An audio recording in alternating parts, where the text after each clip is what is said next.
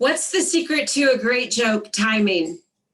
That's an example of a badly delivered joke, and that's what makes it funny. I just plowed through and I didn't give you time to think about the question. I just jumped right in. And so the reason for my comments today are to help you with humor in your speeches. As you know, I've challenged you to use humor, and so I've prepared some tips to help you with that. And I've also prepared an acronym, and that acronym is HAR, H-A-R, har, har, har. So the H in HAR stands for humor. Make sure that the joke that you've selected is humorous. You want to be funny, that's the whole point. And then you want to practice so that you can deliver your joke smoothly, know how to pronounce everything in the joke, practice for timing, as we just saw, that can be critical. Also, practice key phrases. And if necessary, have a visual aid to help the audience along, a cartoon or a meme that you can hold up to demonstrate what you're talking about so that they can understand exactly what you're saying. That can help. Above all, know the punchline. The A in HAR stands for audience.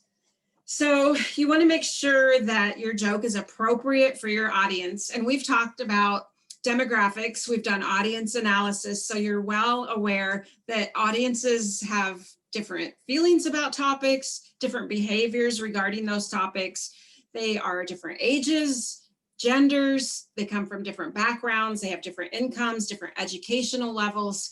They expect, and they don't expect profanity, but they do expect occasionally for you to be humorous with your comments, and it helps ingratiate you to them. So that's the point of the speech today. So audience appropriateness. And I have an example of a joke that usually bombs with some audiences and is a real hit with others.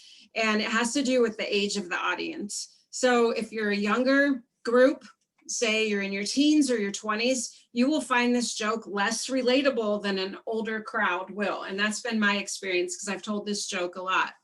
And how the joke goes is there's an older couple, they go to the doctor because they're having sexual problems. They're having trouble in the bedroom, and the doctor runs some tests and says, the good news is that your problem is treatable with a simple procedure.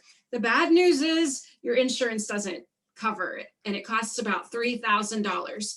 So he advises that they talk it over and then come back and let him know at the follow-up appointment what they want to do. So when they come back, he asks, what did you decide? Are you going to have the $3,000 treatment? And they said, actually, we're going to go with granite countertops.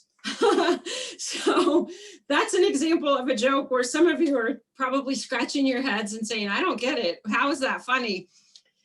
You get to a point in your life when you're older, if you've ever had those life experiences where maybe you would prefer a kitchen remodel over fixing your sexual problem. It's something that younger people usually cannot even relate to. And so that's what makes the joke funny with older people.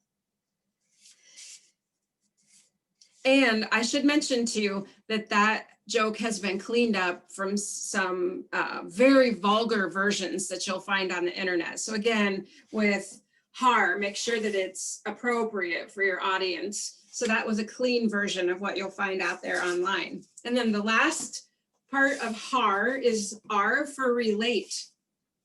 You want your joke to relate to your thesis. You would never just tell a joke and then change topics abruptly. It needs to tie into what you're talking about. So choose something that does connect to what you're talking about. You don't want to jolt or jar your audience with jumping around thoughts. So again, HAR, humor, audience, relate.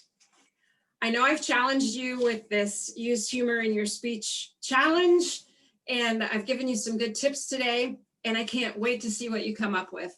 Thanks.